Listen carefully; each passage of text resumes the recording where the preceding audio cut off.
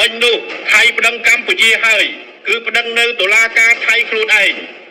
ការដាក់ពាក្យបណ្ដឹងរបស់មន្ត្រីជាន់ខ្ពស់ថៃប្រឆាំងនឹងមេដឹកនាំកម្ពុជានៃព្រះរាជាណាចក្រកម្ពុជា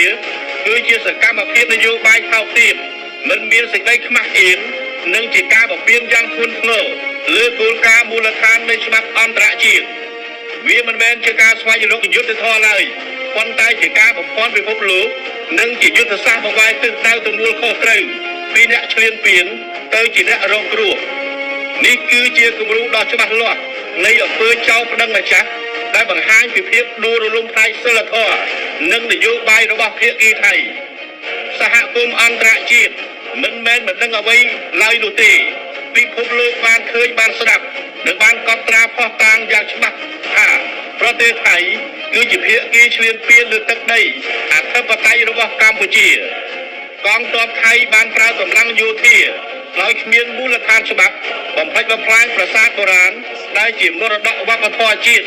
និងជាសម្បត្តិរួមរបស់មនុស្សជាតិក្រៅពីនេះថៃបានវាយប្រហារលើហេដ្ឋារចនាសម្ព័ន្ធស៊ីវិលដូចជាសាលារៀនមន្ទីរពេទ្យស្ពាននិងផ្ទះសម្បែងប្រជាពលរដ្ឋដែលជាអំពើឧក្រិដ្ឋកម្មសង្គ្រាមមិនអាចបដិសេធបានបន្ទាប់ពីមានកិច្ចព្រមព្រៀងឈប់បាញ់ដែលត្រូវបានបង្ហាញថាជាការបដិញ្ញាចិត្តដើម្បីសន្តិភាពថៃវិញបានបង្ហាញមុខពិតរបស់ខ្លួនដោយការបំពានយោធាថៃបានរុលចូលកាន់កាប់ទឹកដីកម្ពុជាដល់ទៅ14កន្លែងបន្តអនុវត្តអំពើឈ្លានពានយ៉ាងធ្ងន់ធ្ងរទាហានថៃបានលួចប្លន់ទ្រព្យសម្បត្តិប្រជាពលរដ្ឋកម្ពុជាវាយកំទេចផ្ទះសម្បែងជនស៊ីវិលហើយថែមទាំងថតវីដេអូនិងបង្ហោះលើបណ្ដាញសង្គមដោយជាការអួតអាងលើអំពើឧក្រិដ្ឋកម្មរបស់ខ្លួននេះមិនមែនជាអំពើរបស់កងទ័ពមានវិន័យទេប៉ុន្តែជាអាកប្បកិរិយារបស់អ្នកឈ្លានពានដែលមិនគោរពច្បាប់និងមិនគោរពសេចក្តីថ្លៃថ្នូរជាមនុស្សនៅក្នុងបរិបទដែលខ្លួនជាអ្នកប្រព្រឹត្តអំពើខុសច្បាប់យ៉ាងច្បាស់បែបនេះថៃវិញបានជ្រើសរើសយុទ្ធសាស្ត្រដ៏គួរឲ្យអស់សំណើចគឺការយកតុលាការក្នុងស្រុករបស់ខ្លួនមកធ្វើជាឧបករណ៍នយោបាយដើម្បីចោទប្រកាន់មេដឹកនាំកម្ពុជាដោយយកការប្រើច្បាប់ជាតិដើម្បីគេចវេះពីយុត្តិធម៌អន្តរជាតិនិងជាការបង្ហាញភាពកំសាកផ្លូវច្បាប់យ៉ាងច្បាស់ប្រសិនបើថៃមានភាពក្លាហាននិងជឿជាក់លើអំណះអំណាងរបស់ខ្លួនពិតប្រាកដថៃគួរតែហ៊ាននាំរឿងនេះទៅតុលាការអន្តរជាតិដូចជាតុលាការយុត្តិធម៌អន្តរជាតិ ICJ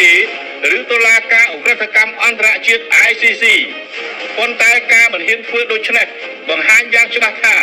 ថៃដឹងខ្លួនឯងថាសកម្មភាពឈ្លានពាន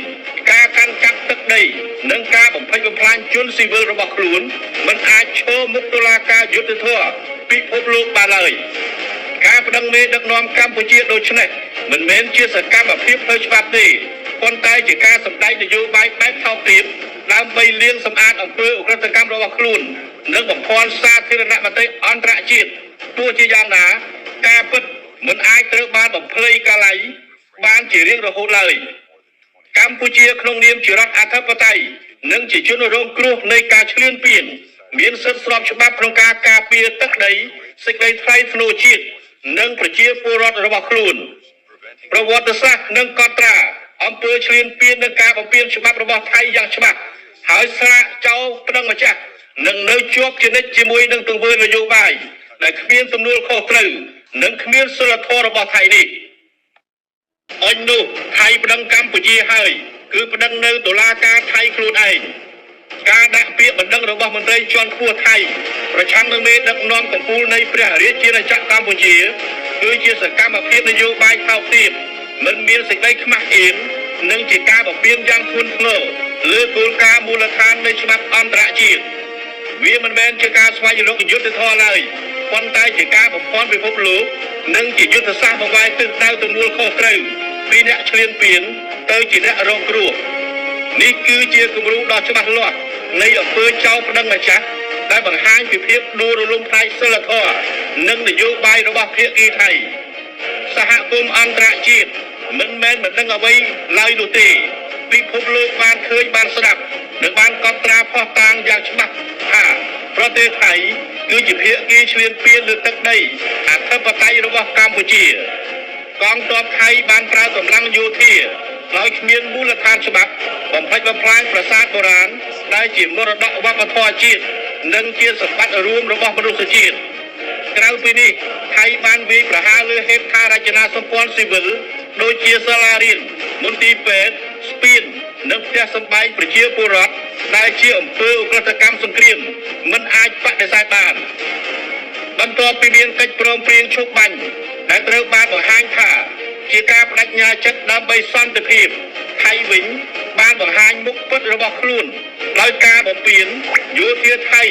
បានរុលចូលកាន់កាប់ទឹកដីកម្ពុជាដល់ទៅ14កន្លែងបន្តអនុវត្តអំពើឈ្លានពានយ៉ាងធ្ងន់ធ្ងរទាហានថៃបានលួចប្លន់ទ្រព្យសម្បត្តិប្រជាពលរដ្ឋកម្ពុជាវាយកំទេចផ្ទះសម្បែងជនស៊ីវិលហើយថែមទាំងថតវីដេអូនិងបង្ហោះលើបណ្ដាញសង្គមដោយជាការអួតអាងលើអំពើឧក្រិដ្ឋកម្មរបស់ខ្លួននេះមិនមែនជាអំពើរបស់កងទ័ពមានវិន័យទេប៉ុន្តែជាអាកប្បកិរិយារបស់អ្នកឈ្លានពានដែលមិនគោរពច្បាប់និងមិនគោរពសេចក្តីថ្លៃថ្នូរជាមនុស្សនៅក្នុងបរិបទដែលខ្លួនជាអ្នកប្រព្រឹត្តអំពើខុសច្បាប់យ៉ាងច្បាស់បែបនេះថៃវិញបានជ្រើសរើសយុទ្ធសាស្ត្រដ៏គួរឲ្យអស់សំណើចគឺការយកតុលាការក្នុងស្រុករបស់ខ្លួនមកធ្វើជាឧបករណ៍នយោបាយដើម្បីចោទប្រកាន់មេដឹកនាំកម្ពុជាដោយយកការប្រើច្បាប់ជាតិដើម្បីគេចវេះពីយុត្តិធម៌អន្តរជាតិ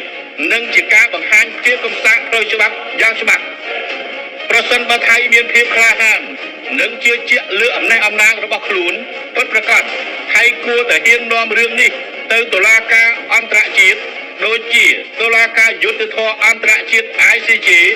ឬតុលាការឧក្រិដ្ឋកម្មអន្តរជាតិ ICC ប៉ុន្តែការមិនហ៊ានធ្វើដូច្នេះបង្ហាញយ៉ាងច្បាស់ថា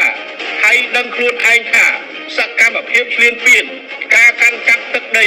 និងការបំផ្លិចបំផ្លាញជនស៊ីវិលរបស់ខ្លួនមិនអាចឈរមុខតុលាការយុត្តិធម៌ពិភពលោកបានឡើយការប្តឹងមេដឹកនាំកម្ពុជាដូចនេះមិនមែនជាសកម្មភាពផ្លូវច្បាប់ទេប៉ុន្តែជាការសម្ដែងនយោបាយបែបថោកទាបដើម្បីលាងសម្អាតអំពើឧក្រិដ្ឋកម្មរបស់ខ្លួននិងបំភាន់សាធារណមតិអន្តរជាតិទោះជាយ៉ាងណាការពិតមិនអាចត្រូវបានបំភ្លៃកាល័យបានជារៀងរហូតឡើយកម្ពុជាក្នុងនាមជារដ្ឋអធិបតេយ្យនិងជាជនរងគ្រោះនៃការឈ្លានពានមានសិទ្ធិស្របច្បាប់ក្នុងការការពារទឹកដីសេចក្តីថ្លៃថ្នូរជាតិនិងប្រជាពលរដ្ឋរបស់ខ្លួនប្រវត្តិសាស្ត្រនិងកត់ត្រាអំពើឈ្លានពាននិងការបំពានច្បាប់របស់ថៃយ៉ាងច្បាស់ហើយស្រាកចោលប្តឹងម្ចាស់នឹងនៅជាប់ជានិច្ចជាមួយនឹងទង្វើនយោបាយដែលគ្មានទំនួលខុសត្រូវនិងគ្មានសិលធម៌របស់ថៃនេះ